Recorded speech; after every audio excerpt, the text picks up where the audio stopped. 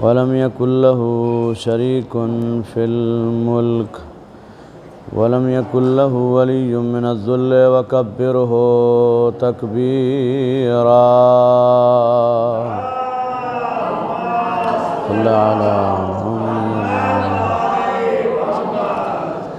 وعلى الصلاة والسلام والتحية والإكرام على النبي الأمي الهاشمي القرشي الأبتعي مولانا ومولي الكونين جد الحسن والحسين بالقاسم محمد. اللهم صل على محمد وآل محمد وعلى أهل بيته الطيبين الطاهرين المعصومين المظلومين المنتخبين المنتجبين الذين أذهب الله عنهم الرجس وطهرهم تطهيرا.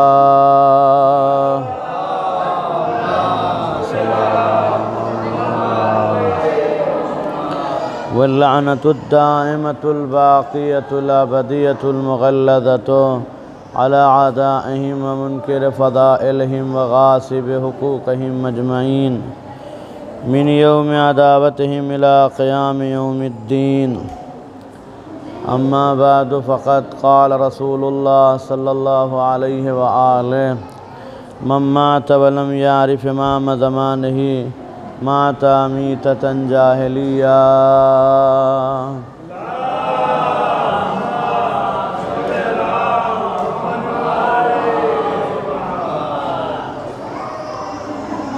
ایک اور صلوات پڑھیں بلند آواز سے.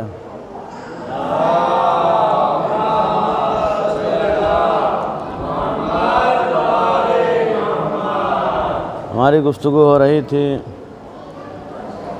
کہ جو بھی اپنے زمانے کے امام کو پہچانے بغیر مر جائے تو وہ جہالت کی موت مرتا ہے. جو بھی اپنے امام کو نہ جانے، جو اپنے امام کو نہ پہچانے تو وہ جہالت کی موت مرتا ہے. لہذا ہر انسان کی ذمہ داری ہے، ہر آدمی کی ذمہ داری ہے کہ وہ کم سے کم مرنے سے پہلے اپنے امام کی معرفت حاصل کرے. اپنی زندگی میں اپنے امام کو پہچان لے،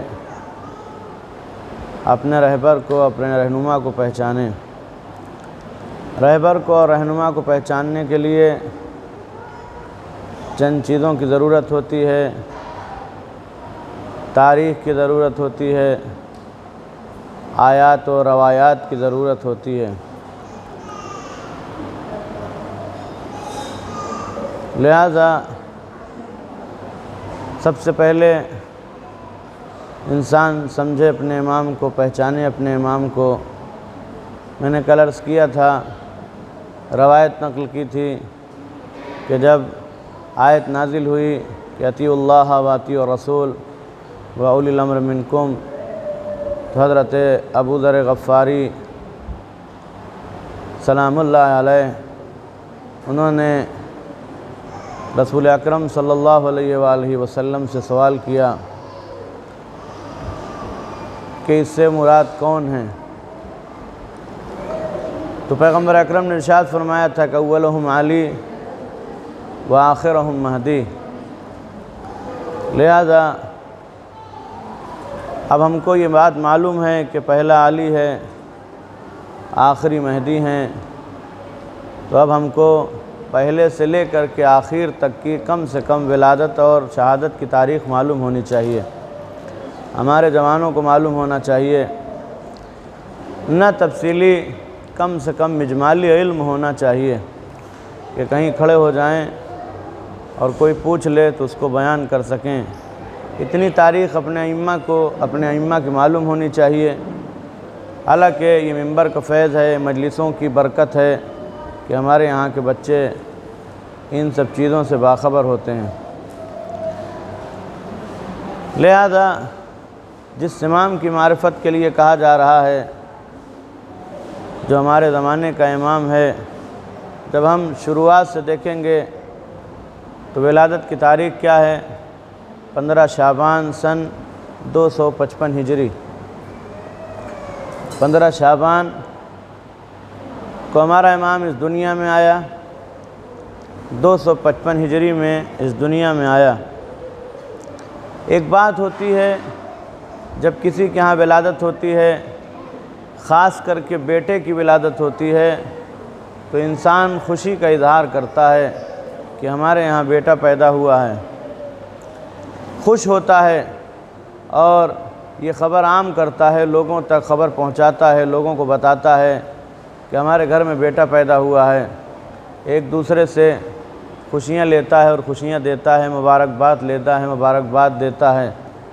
لیکن عجیب مرحلہ ہے کہ جہاں بیٹا پیدا ہو رہا ہے، اور بیٹا کوئی عام بیٹا نہیں ہے، حجت خدا ہے، وہ بیٹا کہ جو حجت پروردگار بن کر کے، وہ بیٹا کہ جو اس دنیا کو عدل و انصاف سے بھرنے کے لیے آیا ہے، وہ بیٹا کہ جو ہادی بھی مہدی بھی ہے، وہ بیٹا جب اس دنیا میں آ رہا ہے تو وجہ کیا ہے کہ باپ اس خوشی کو بیان نہیں کر رہا ہے، ولادت کو پوشیدہ رکھا جا رہا ہے۔ کیوں یہی ولادت صرف پوشیدہ رکھی گئی؟ اپنے بچوں کے لیے عرض کرتا چلوں، کیا صرف اگر کوئی سوال کر لے کہ آپ کے زمانے کا امام پیدا ہوا تھا تو اس کو پوشیدہ کیوں رکھا گیا، تو آپ کے پاس جواب کیا ہونا چاہیے؟ بہت ہی آسان جواب ہے۔ شیخ طوسی علیہ الرحمہ نے کہا یہ کوئی نئی بات نہیں ہے کہ معصوم کی ولادت کو پوشیدہ رکھا جائے، یہ نئی بات نہیں ہے۔ اگر امام زمانہ کے ساتھ یہ ہے تو یہ پرانی بات ہو چکی ہے، یہ کوئی نئی بات نہیں ہے۔ کیوں؟ انہوں نے مثال دی کہ جب حضرت ابراہیم علیہ السلام کی ولادت ہوئی تھی تو حضرت ابراہیم چونکہ نمرودیوں سے خوف کی بنیاد پر ان کے ماں باپ نے ان کو چھپا کے رکھا تھا، ولادت بھی چھپا کے رکھی تھی۔ ولادت کے بعد سے حضرت ابراہیم کی پرورش ہو رہی تھی، لیکن نمرودیوں کو یہ بات نہیں پتہ تھی، ان کو خبر نہیں تھی، لہذا یہ پہلی سنت ہے پروردگار کی کہ اپنی حجت کو اگر لوگوں سے بچانا ہے تو پروردگار عالم اس حجت کو کسی نہ کسی طریقے سے بچا لے گا۔ لہذا دشمن تھے اس وقت، جو نمرود تھا وہ دشمن خدا تھا، نمرود دشمن انبیاء تھا، نمرود ایسے بچے کے انتظار میں تھا کہ جو اس کے تخت کو پلٹنے والا تھا۔ لہذا وہ یہ جانتا تھا کہ اگر بچہ پیدا ہو گیا تو پھر ہم اس کو قتل کر دیں گے۔ اس نے پوری کوشش کی تھی کہ بچہ دنیا میں نہ آنے پائے، لہذا پہلا مرحلہ حضرت ابراہیم کا ہے۔ دوسری مثال حضرت موسیٰ علیہ السلام کی ہے کہ جب فرعون کی طرف سے یہ حکم جاری ہو گیا کہ کوئی بھی اگر بیٹا پیدا ہو جائے تو اسے قتل کر دیا جائے، اگر بیٹی پیدا ہو جائے تو اس کو جو ہے وہ چھوڑ دیا جائے۔ اور یہی ہوا تھا کہ فرعون کے لشکر نے، فرعون کے سپاہیوں نے، فرعونیوں نے تقریباً بنی اسرائیل کے 40,000 بچوں کو قتل کر دیا۔ کتنے بچوں کو قتل کر دیا گیا؟ لیکن جب پروردگار اپنی حجت کو بچانا چاہتا ہے تو فرعون کی آغوش میں پرورش کرا کے بچا لیتا ہے اور بتاتا ہے جب ہم اس بات پر قادر ہیں کہ ابراہیم کو بھی بچا لیں، ہم اس بات پر قادر ہیں کہ موسیٰ کو فرعون کی آغوش میں رکھ کے بچا لیں، تو ہم اس بات کے قادر ہیں کہ جب آخری حجت بھی اس دنیا میں آئے تو اس کو غائب کر کے بچا سکتے ہیں۔ ایک صلوات پڑھیں محمد و آل محمد پہ۔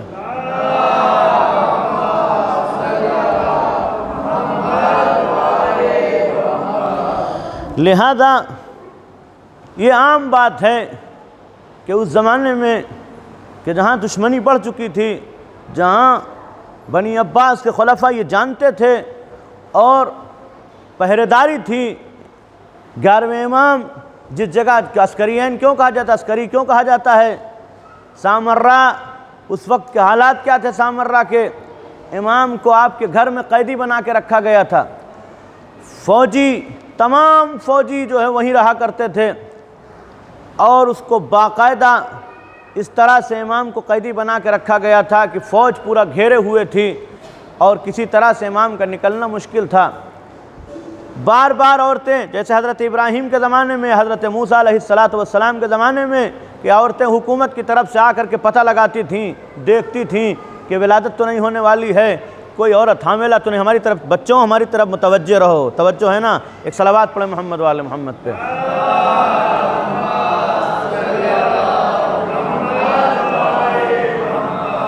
لہذا یہ یہاں بھی ہو رہا تھا، مگر پروردگار عالم جب اپنی حجت کو بچانا چاہتا ہے تو وہ اپنے انداز میں بچا لیا کرتا ہے۔ اب ایک دوسرا معاملہ اٹھتا ہے کہ جب کوئی بچہ پیدا ہو، توجہ، جب کوئی بچہ پیدا ہو تو اس کی تعلیم اور تربیت بھی ہونی چاہیے۔ لہذا تعلیم اور تربیت کے لیے جس گھر میں بچہ پیدا ہوا ہے اس کے گھر میں لوگ ہونے چاہیے، اس کا باپ ہونا چاہیے، اس کا چچا یا دادا کوئی ہو کہ جو اس کی تعلیم اور تربیت کو جو ہے وہ سنبھالے اور اس بچے کی تعلیم اور تربیت کے اوپر دھیان لگائے تاکہ بچہ کچھ پڑھ لکھ لے، بچہ کچھ بن جائے۔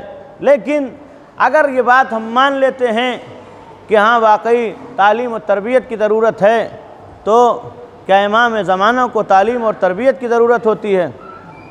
کیا امام کو آج ایک اعتراض ہے دنیا میں، وہی اعتراض کہ وہ بچے کو پڑھنا چاہیے، بچے کو لکھنا چاہیے؟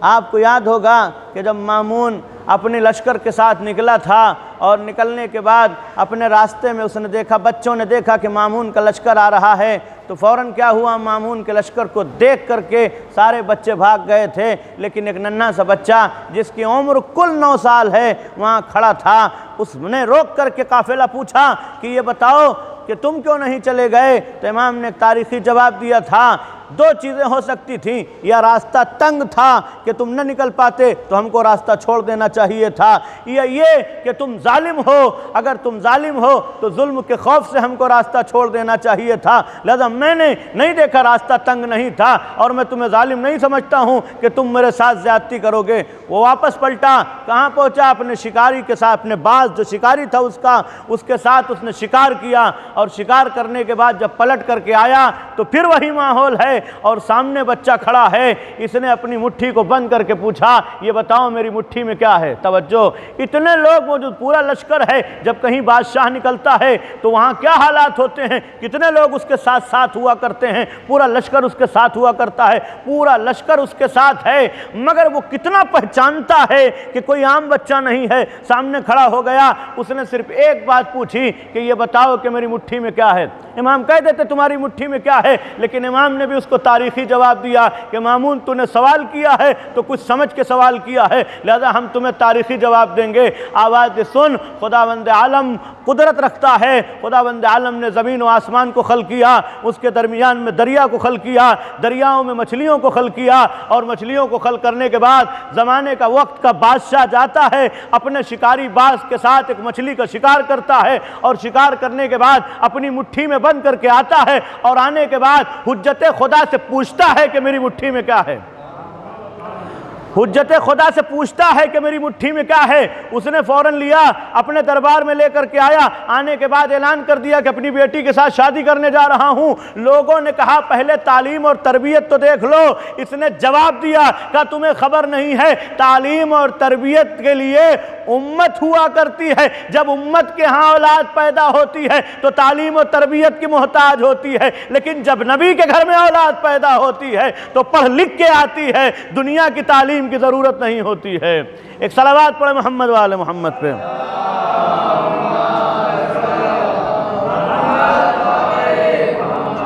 لہذا اب ہونا یہ چاہیے، کیا ہونا چاہیے تھا کہ یہ تعلیم و تربیت ہونی چاہیے تھی۔ 5 سال کی عمر ہے اور باپ کا اس دنیا سے رخصت ہو گیا، باپ انتقال ہو گیا، شہادت ہو گئی، 5 سال کی عمر ہے، کوئی بھی نہیں ہے کہ جو تعلیم اور تربیت کو سنبھال سکے، تو پھر اب کیسے ہونا چاہیے؟ تو اب یہ فضول بحث ہے کہ کوئی کرے کہ تعلیم اور تربیت ہونی چاہیے، نہیں، جب پہلے مرحلے سے دیکھنا شروع کر دو، حجت خدا اسے ہی کہتے ہیں کہ جہاں دنیا میں آنے کے بعد تعلیم اور تربیت کی ضرورت نہ پڑے۔ پہلے مرحلے سے کہ جب دادا خانہ کعبہ سے نکلا، 3 دن کی عمر ہے، آغوش پیغمبر میں آیا، آنے کے بعد آنکھوں کو کھول کے کہا تھا یا رسول اللہ اس 3 دن کی عمر کے بچے نے ایک سوال کیا تھا، آپ کو کیا سناؤں؟ توریت سنا دوں، زبور سنا دوں، انجیل سنا دوں، قرآن سنا دوں، کیا سنا دوں آپ کو؟ ایک ایک چیز سناتے رہے اور ساری آیتوں کو بتاتے رہے۔ پیغمبر تصدیق کرتے چلے گئے اور بتاتے چلے گئے کہ دیکھ لو تم نے جو کچھ بھی سنایا صحیح سنایا۔ اور جب قرآن کی منزل آئی، آواز دی قد افلح المؤمنون الذین هم فی صلاتهم خاشعون کہ مومنین فلاح پا گئے، امیر المومنین نے سورہ مومنون کی تلاوت کر کے بتایا کہ دیکھو اب مومنوں کو پریشانی ہونے والی نہیں ہے، بلکہ امیر المومنین اس دنیا میں آ چکا ہے۔ اور آواز دی قد افلح المؤمنون الذین هم فی صلاتهم خاشعون، مگر شرط رکھی امام نے۔ کون سی شرط رکھی؟ آواز دی وہ مومنین جو فلاح پا گئے، کامیاب ہو گئے، لیکن مومنین کی شرط بتائی امام نے، قد افلح المؤمنون الذین هم فی صلاتهم خاشعون۔ وہ مومن ہوگا کہ جو اپنی نمازوں کو خشوع اور خضوع کے ساتھ پڑھے گا، یعنی خضوع اور خشوع کے ساتھ پڑھے گا۔ نماز صرف پڑھ لینا کمال نہیں ہے، بلکہ خضوع اور خشوع کے ساتھ پڑھنا کمال ہے۔ اب امام نے بتا دیا کہ صرف نماز پڑھنا کمال نہیں ہے، خضوع اور خشوع کے ساتھ پڑھو گے تب تو ہم تمہارے امیر بنیں گے۔ اب ذرا سوچو ان کا کیا ہوگا جو نماز ہی نہیں پڑھتے ہیں۔ ایک صلوات پڑھیں محمد وآل محمد پہ۔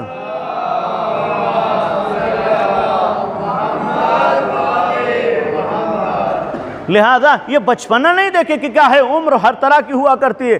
امام ہیں، انسانی صورت میں ہیں تو چھوٹے سے ہوں گے، بچپنہ بھی ہوگا، لڑکپن بھی ہوگا، بڑے بھی ہوں گے، لیکن یہ آ کر کے یہ کس کے لیے ہوتا ہے کہ جو دنیا میں آ کر کے تدریجی طور پر کمال حاصل کرتا ہے، لیکن جو اللہ کی طرف سے نمائندہ بن کر کے آتا ہے اسے دنیا میں آنے کے بعد تدریجی طور پر کمال نہیں حاصل کرنا ہے، بلکہ کمال لے کر کے آتا ہے۔ جب کمال لے کر کے آتا ہے تو اس کمال کا یہاں پر آ کر کے اعلان کیا جاتا ہے، نہ کہ اس کو کمال سکھایا جاتا ہے۔ لہذا پیغمبر اکرم کی تمام تر حدیث کو دیکھیں کہ جب پیغمبر نے کہا ان الحسن والحسین سید شباب اہل الجنہ، یہ کب کہا؟ بچپنے میں کہہ رہے ہیں پیغمبر۔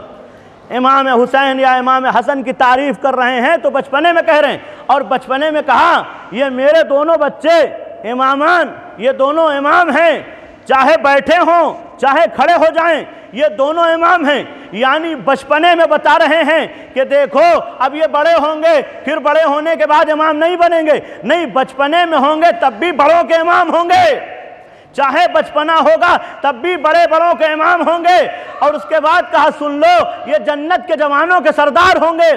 آج پوری دنیا میں ایک اور حدیث بیان کی جاتی ہے کہ جنت میں بوڑھوں کے سردار فلاں ہوں گے، فلاں ہوں گے، فلاں ہوں گے، لیکن آپ بتائیے جب انہی سے سوال کیجئے، پھر میں یوٹیوب کا حوالہ دیتا ہوں، جب وہ یہی کرتے ہیں کہ جنت میں جو ہے وہ فلاں جو ہے وہ بوڑھوں کے سردار ہوں گے، فلاں بوڑھوں کے سردار ہوں گے، تو جو بوڑھے ہوں گے اب ان کی دوسری کلپ اگر آپ دیکھیں گے تو کہیں گے جنت اس جگہ کو کہتے ہیں کہ جہاں کسی طرح کا مرض اور عیب نہیں پایا جاتا۔ جنت اس جگہ کو کہتے ہیں کہ جہاں پہ کسی طرح کا مرض اور عیب نہیں پایا جاتا۔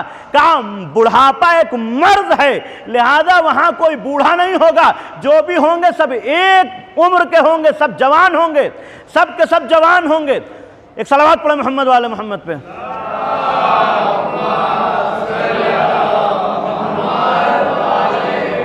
پیغمبر اکرم کی خدمت میں ایک ضعیفہ آئی، ایک بڑھیا آئی، آنے کے بعد کہا یا رسول اللہ مسلمان ہوں، کلمہ پڑھتی ہوں، آپ کو نبی مانتی ہوں، اللہ کی توحید کی قائل ہوں، یا رسول اللہ دعا کیجئے کہ مجھے خدا جنت دے دے۔ پیغمبر نے اس سے مسکرا کے کہا کہ بوڑھے جنت میں نہیں جائیں گے۔ وہ پلٹی واپس، عجیب سی صورت بن گئی، رونے لگی، پلٹ کے واپس آئی۔ ابھی راستے میں جا رہی تھی کہ سامنے جو ہے وہ حضرت بلال چلے آ رہے تھے، پوچھا کیا بات ہے، کیا ہوا؟ آج تک ہم نے نہیں دیکھا کوئی بزم پیغمبر سے روتا ہوا ہے، ہم کو نہیں پتا، کسی کو نہیں دیکھا کہ جو رو کر کے پلٹے وہاں سے، جو بھی روتا ہوا جاتا ہے مگر واپسی اس کی روتے ہوئے نہیں ہوتی، خوش ہو کے آتا ہے۔ تو کہا کیا بات ہے؟ کہا گئے تھے رسول اللہ سے کہنے کے لیے کہ یا رسول اللہ دعا کیجئے تاکہ پروردگار ہم کو جنت میں جگہ دے دے، لیکن پیغمبر کا جواب یہ تھا کہ بوڑھے جنت میں نہیں جائیں گے۔ کہا اچھا ٹھیک ہے۔ ادھر جو ہے وہ حضرت بلال نے کہا چلو کچھ ہم سفارش کر دیتے ہیں، لے کے چلتے ہیں۔ لے کے آئے حضرت بلال، آ کے کہا یا رسول اللہ آپ کی خدمت میں آئے ہیں، ہم آپ کے چاہنے والے بھی ہیں، آپ کے صحابی بھی ہیں، آپ کے مؤذن بھی ہیں، آپ سے ایک درخواست لے کر کے آئے ہیں۔ پیغمبر اکرم نے پوچھا کیا درخواست ہے؟ جیسے ہی کہا کہ اس بڑھیا کے لیے آئے ہیں، کہا بلال ابھی تو ہم نے یہ کہا تھا کہ بڑھیا جنت میں نہیں جائے گی، بوڑھے جنت میں نہیں جائیں گے، اب یہ بھی سن لو کالے جنت میں نہیں جائیں گے۔ ایک صلوات پڑھیں محمد وآل محمد پہ۔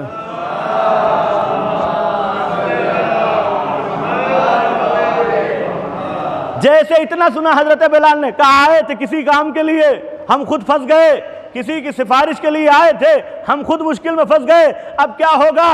ابھی تک تو بڑھیا کی آنکھ میں آنسو تھے، اب بلال کی آنکھ میں آنسو آ گئے۔ پیغمبر نے پلٹ کے کہا بلال گھبراؤ نہیں، اور اس سے بھی کہو گھبرائے نہیں، اس لیے کہ پروردگار عالم مودت اہل بیت کے دریا میں ہر ایک چاہنے والے کو ڈبوئے گا، جب باہر نکالے گا تو رنگ بھی روشن ہوگا، عمر بھی کم ہو جائے گی۔ ایک صلوات پڑھیں محمد وآل محمد پہ۔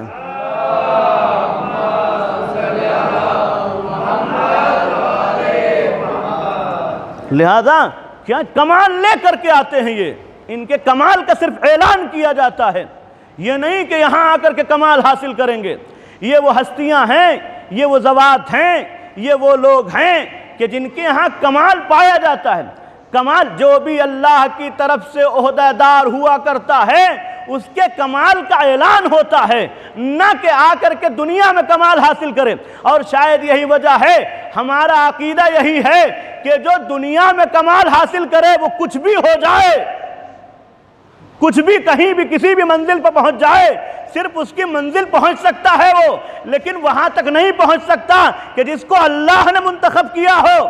لہذا کمال جہاں تدریجی پایا جاتا ہے وہ خدا کی طرف سے نہیں ہوتا ہے، جہاں کمال تدریجی نہیں ہوتا بلکہ خداوند عالم کی طرف سے وہ بھی ہوا کرتا ہے، وہاں نہ عمر کی قید ہوتی ہے، نہ بچپنے کی قید ہوتی ہے، نہ لڑکپن و جوانی کی قید ہوتی ہے، بلکہ وہ کمال وہاں سے لے کے آئے گا، بچپنے میں بھی باکمال ہوگا، جوانی میں بھی باکمال ہوگا، بڑھاپے میں بھی باکمال ہوگا۔ اور اگر قرآن سے پوچھیں کہ بتا دے کہ تو نے کوئی مثال رکھی ہے، توجہ، کوئی مثال رکھی ہے کہ جو بچپنے میں صرف کمال کا اعلان کر دے، کہا تم کو چاہیے تو سنو، حضرت یحییٰ سے سوال کرو، یا یحییٰ خذ الکتاب بقوہ، یا یحییٰ، اے یحییٰ کتاب کو اپنے مضبوطی سے پکڑ لو، ہم نے ان کو حکم کب دیا تھا؟ ہم نے ان کو حکم صبیہ، جب یہ بچپنے میں تھے ہم نے ان کو نبی بنا دیا تھا۔ یعنی یحییٰ کو نبوت بچپنے میں مل گئی، یعنی یہ صرف اعلان ہو رہا ہے کہ ہم اعلان کرنے کے لیے آئے ہیں۔ اس سے بڑی مثال جس سے مانوس ہیں آپ کہ جب حضرت مریم سب کو چھوڑ کے بستی چھوڑ کر کے چلی گئی اور اس کے بعد بستی والوں کو پتا چلا کہ مریم کے ہاں ولادت ہوئی ہے، پوری تاریخ پورا قصہ قرآن مجید میں موجود ہے کہ مریم کے ہاں ولادت ہوئی ہے، ولادت مریم کے ہاں ہوئی ہے، پوری قوم بنی اسرائیل کی پہنچ گئی حضرت مریم کے پاس، اور جانے کے بعد حضرت مریم سے کہا اخت ہارون، آواز دے مریم، اے ہارون کی بہن، یہ کیا کیا تم نے؟ ادھر جیسے سوال کیا تو ادھر خداوند عالم نے کہا مریم بولنا نہیں، خاموش رہنا، ان کو کوئی جواب مت دینا، یہ سوال کرتے رہیں تو ان کو اشارہ کرو گہوارے کی جانب، اس جھولے کی جانب کہ جہاں چھوٹا سا بچہ موجود ہے۔ وہ پلٹے، توجہ، پلٹے، کہا یہ کون ہے جو بول دے گا؟ کہیں بچہ بولتا بھی ہے؟ صرف اتنا کہا تھا۔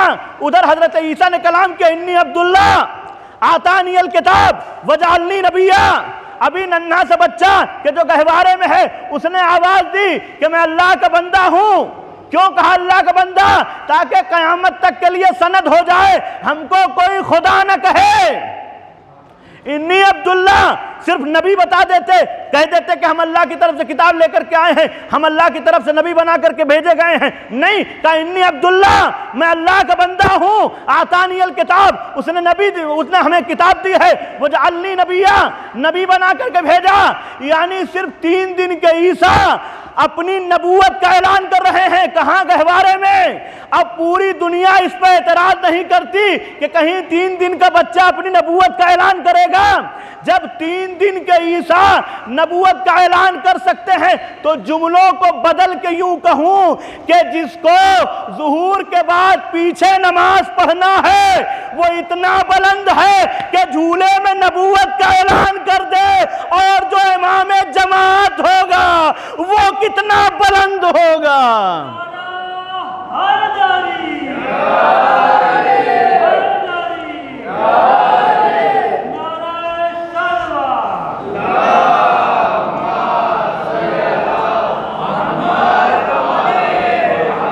کتنا عظیم ہوگا وہ, کتنا عظیم ہوگا وہ کہ جس کے پیچھے وہ نبی نماز پڑھے کہ جو 3 دن کی عمر میں اعلان نبوت کر رہا ہو. 3 دن کی عمر میں اعلان نبوت.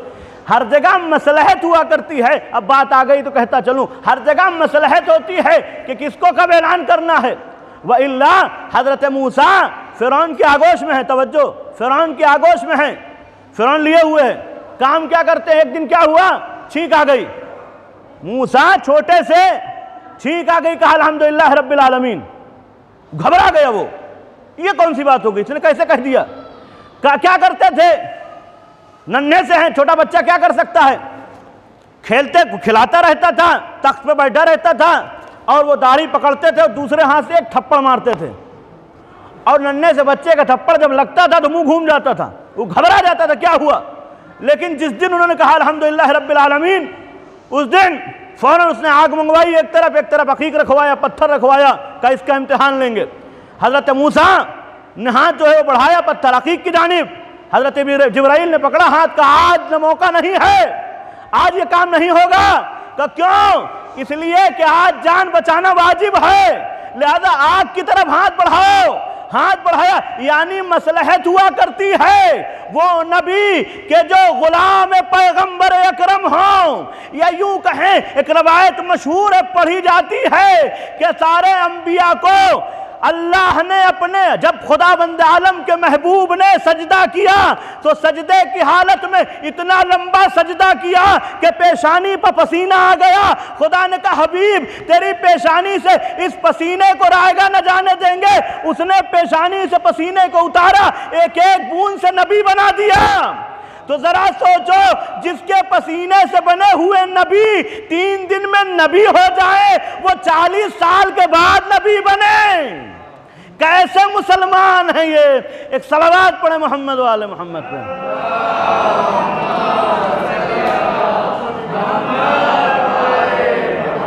دادا وہ خدا وہ لے کے آتا ہے. اب مصلحت ہوگی کہ اعلان کب کرے گا, کیسے اعلان کرنا ہے اس کو. اگر مصلحت یہ ہے کہ جھولے میں اعلان کرے تو اعلان کرے گا, مصلحت یہ ہے کہ 40 برس کے بعد اعلان کرے تو اعلان کرے گا. لہذا نبوت کا عہدہ ہو یا امامت کا عہدہ ہو, اپنے عہدے کو لے کے آتا ہے. اگر عہدہ لے کر کے نہ آئے تو ہم میں اور اس میں فرق کیا رہ جائے گا. ہم بھی تو تدریجی کمال حاصل کرتے ہیں, ہم بھی تو یہاں سے پڑھتے ہیں, ہم نے تو نرسری پڑھا پھر اس کے بعد پڑھتے چلے گئے, لیکن کمال یہ ہے, توجہ, ہمارے کمال میں اس کے کمال میں فرق یہ ہے کہ ہم جب کمال حاصل کرتے ہیں تدریجی تو پڑھتے ہیں, کسی استاد کے پاس پڑھتے ہیں, کہیں جا کر کے زانو ادب طے کرتے ہیں, کسی اسکول میں پڑھتے ہیں, پھر کالج سے جاتے ہیں, پھر آگے بڑھ جاتے ہیں. لیکن میں دعویٰ یہ کرتا ہوں پوری کائنات میں کوئی بتائے کہ نبی سے لے کر کے مہدی تک کسی نہ کسی اسکول میں ایڈمیشن لیا ہو. ایک صلوات پڑھے محمد والے محمد پہ.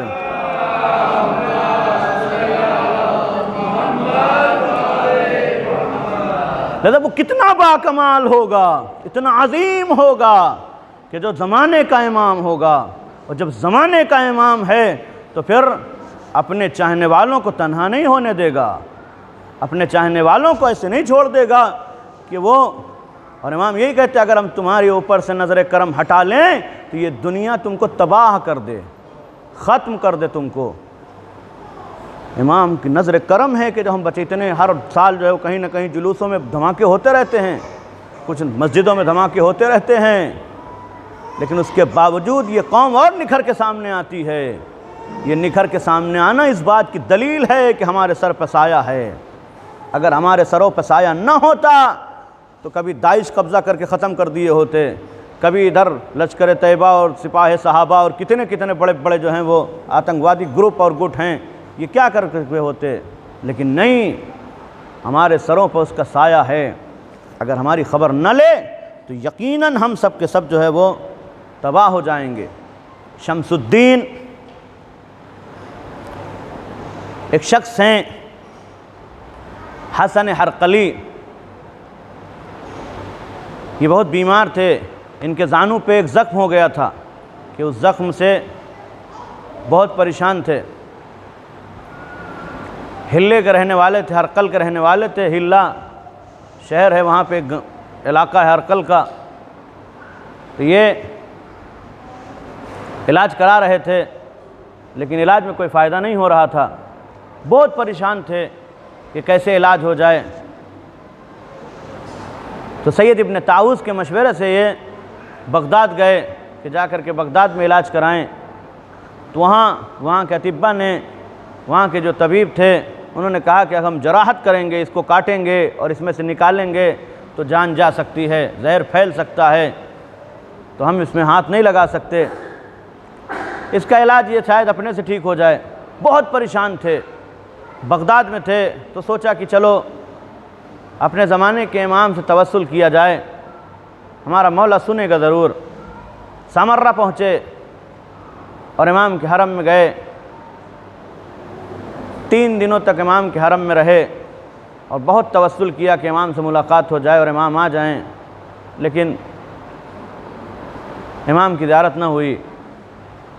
پھر چوتھا دن جب آیا تو کہنے لگے چلتے ہیں، دجلہ میں غسل کیا اور غسل کرنے کے بعد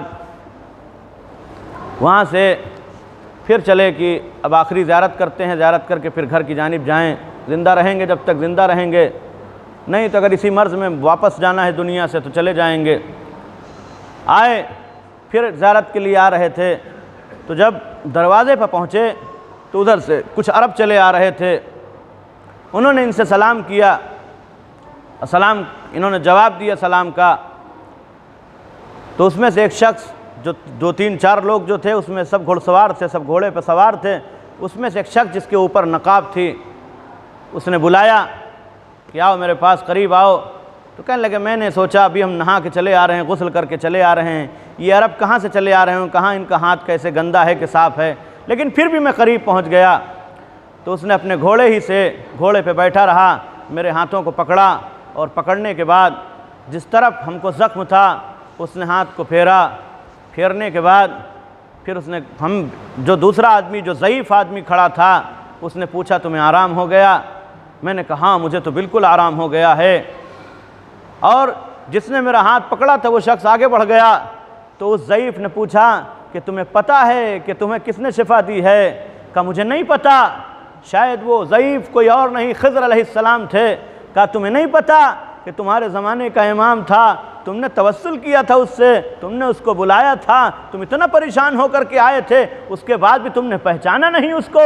کہا اچھا، جیسے اتنا سنا پیچھے بھاگنے لگے، جب دوڑنے لگے تو ادھر سے آواز آئی ٹھہر جاؤ، ہمارے پیچھے مت آؤ، میرے پاس مت آؤ، نہیں سنا، پھر دوڑنے لگے، پھر جب دوبارہ ادھر سے آواز آئی کہ نہیں آؤ میرے پیچھے، میری طرف مت آؤ، جب اتنا کہا تو ضعیف نے پھر کہا تمہیں سمجھ میں نہیں آتا، تمہارے زمانے کا امام تم سے 2 مرتبہ منع کر چکا پیچھے مت آؤ، اس کے بعد بھی تم چلے جا رہے ہو۔ جب اتنا سنا ٹھہر گئے، ٹھہرنے کے بعد پھر ادھر سے امام رک کے پھر رخ ادھر کیا، ادھر رخ کرنے کے بعد کہا جاؤ چلے جاؤ اور جا کر کے سید ابن طاؤس کو میرا سلام کہہ دینا اور ان سے کہنا کہ تم کو جو ہے وہ خط لکھ کر کے دے دیں، جب تمہیں بادشاہ وقت پیسہ دے گا تو اس سے بالکل پیسہ مت لینا، اور تم اگر سید ابن طاؤس سے کہو گے تو وہ تمہارے لیے انتظام کر دیں گے۔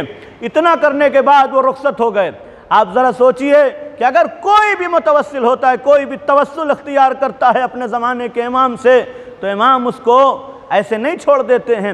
ہماری بدبختی ہے کہ ہم اپنے امام کو جب پہچانتے ہی نہیں ہیں، ہم جانتے ہی نہیں ہیں، تو پھر کیسے ہم اپنے امام سے توسل کر سکتے ہیں؟ ہم کتنا جانتے ہیں؟ صرف نام جانتے ہیں۔ ہم کتنا جانتے ہیں؟ صرف یہ جانتے ہیں نا اہل بیت کے ایک فرد ہیں، ہمارے آخری امام ہیں، لیکن کبھی توسل کیا ہم اپنے امام سے؟ کبھی اس حق کو ادا کیا ہم نے؟ کبھی تنہائی میں بیٹھے، کبھی سوچا، کبھی کچھ پوچھا، کبھی کچھ بات کی، کبھی جب ہم لوگ درس میں موجود تھے، احمد علی عابدی صاحب نے کہا کہ میں نے آغا سے پوچھا، سید علی سیستانی سے پوچھا کہ آپ کیا کبھی زمانے کے امام سے ملاقات ہوئی؟ تو کہا نہیں، ملاقات تو نہیں ہوئی مگر بات ہوتی ہے۔ کیا کہا ملاقات تو نہیں ہوئی مگر بات ہوتی ہے۔ کہ بات کیسے ہوتی ہے جب ملاقات نہیں ہوتی؟ جب آدمی ملاقات نہ کرے تو بات کیسے کرتا ہے؟ کہ تمہیں نہیں پتہ ہے جب بیٹا بہت پریشان ہو جاتا ہے تو باپ سے گفتگو کیا کرتا ہے، اور جب باپ سے گفتگو کرتا ہے تو سکون ملتا ہے۔ ہمارے سامنے تو امام نہیں ہوتے ہیں مگر ہم ایک بیٹے کی حیثیت سے بیٹھ جاتے ہیں اور اپنے باپ سے اپنے دل کے تمام راز کہہ دیتے ہیں، اپنی تمام حاجتوں کو بیان کر دیتے ہیں۔ اب ذرا سوچے کتنا توسل کیا ہم نے امام سے، کب آئے؟ کبھی دعائے توسل میں نہ بیٹھے، کبھی دعائے ہے، یہ سب دعائیں چھوڑ دیجئے۔ کبھی ہم نے دعائے ندبہ میں شرکت نہیں کی۔ جب کچھ نہیں کیا تو کیسے ہم امام سے قریب ہوں گے؟ کیسے قریب ہو سکتے ہیں امام سے؟ لہذا امام سے قریب ہونے کے جو راستے ہیں اس تک انسان پہنچے، تب جا کر کے امام کی معرفت حاصل ہوگی۔ امام کی معرفت حاصل کیسے ہوگی؟ ان تمام راستوں کو انسان دیکھے کہ ہمارا امام یقیناً خود چاہتا ہے کہ تم سے ملاقات کرے، لیکن ہماری بدبختی یہ ہے کہ ہمارے اعمال ایسے نہیں ہیں کہ اپنے امام تک پہنچ سکیں ہم۔ وہ امام ہر وقت جو ہے وہ انتظار میں ہوتا ہے کہ کیسے ہمارا چاہنے والا ہم کو یاد کرے اور ہم جائیں۔ ہر شب جمعہ جب ہمارے اعمال امام کے سامنے پیش کیے جاتے ہیں تو زار و قطار روتے ہیں اور اپنے ظہور کو اور آگے بڑھا دیتے ہیں۔ کہاں جائیں گے؟ جب اپنی تلوار اپنی ذوالفقار کو لے کر کے کھڑے ہوتے ہیں تو فرشتہ آ کے کہتا مولا کہاں چلے؟ کہ شاید حکم پروردگار ہو جائے، شب جمعہ ہے، تو آواز دیتا ہے وہ اپنے چاہنے والوں کے اعمال دیکھ لیجئے۔ عزاداروں میرا مولا زار و قطار روتا ہے اپنے چاہنے والوں کے اعمال کو دیکھ کر کے۔ ذرا سوچے کیسے امام برداشت کرتے ہوں گے؟ وہ امام کے جو مصیبتوں میں گرا ہوا ہے، وہ امام جو کربلا کے مصائب کو یاد کر کے روتا ہے، اس کے رونے کا سبب ہم خود بھی بنتے رہتے ہیں۔ عزادارو 4 محرم 4 دن گزر گئے، کتنی جلدی گزر گئے۔ ہم نے کبھی سوچا یہ محرم کتنی جلدی ہمارے درمیان سے چلا جائے گا؟ آج 5ویں کی شب ہو گئی ہے، چاند نمودار ہوا، ہم نے مجلسیں شروع کی، بہت جلدی ختم ہو جائے گا۔ پتہ نہیں اگلے سال کون زندہ رہے گا، کون اس دنیا میں باقی رہے گا، کون سیدہ کے لال پہ گریہ کر پائے گا، کون باقی رہ جائے گا۔ لہذا اپنی زندگی کو آخری زندگی سمجھ کے امام پر گریہ کیا کیجئے۔ عزادارو 4 محرم آج 5ویں مجلس ہے، قافلہ حسینی کربلا کے میدان میں پہنچ چکا ہے۔ یہ قافلہ جب کربلا پہنچا 2 محرم کو تو خیمے کہاں نصب کیے گئے تھے؟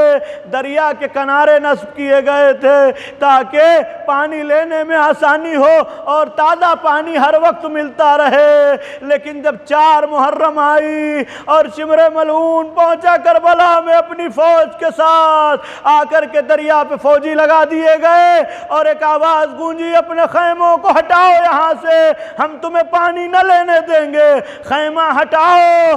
جب یہ آواز لے کر کے شمر ملعون پہنچا تو ایک جری اپنے جلال میں آ کر کے کھڑا ہو گیا۔